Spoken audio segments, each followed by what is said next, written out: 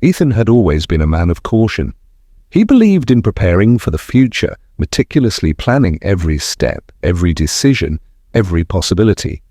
But in doing so, he never truly lived. He postponed laughter, delayed adventures, and stored away dreams for the right time. Now, in his late 50s, Ethan found himself sitting alone in a dimly lit room, flipping through an old journal. Its pages were filled with plans, ideas, and opportunities never taken. Each entry was a reminder of moments he had let slip away. He had spent his youth building a career, his middle age accumulating wealth, and now, in the twilight of his life, he realized he had never truly embraced the present. One evening, as he walked through the town he had lived in for decades, he passed by an old clock shop.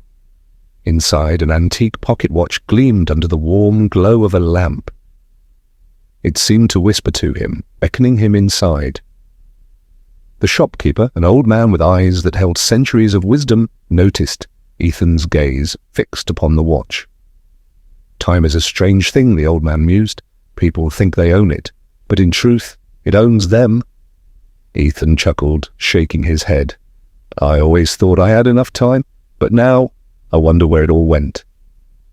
The old man smiled knowingly and handed him the pocket watch.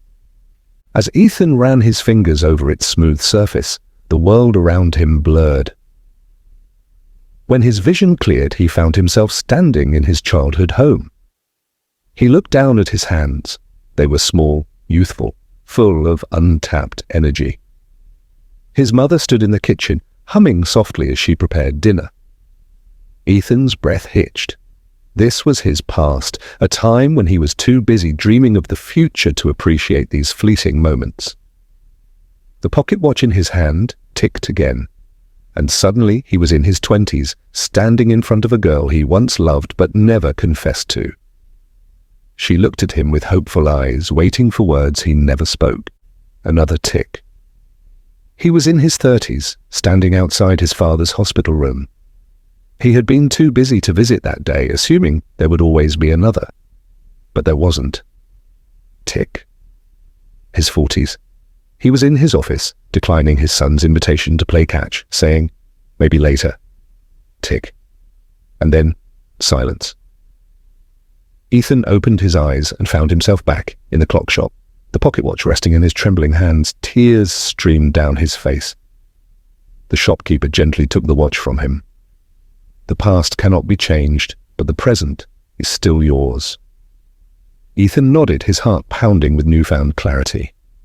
From that day on, he stopped waiting. He called his son. He took spontaneous road trips. He laughed more, loved deeper, and let go of the fear of running out of time, because he now knew the only wasted time was the time not truly lived.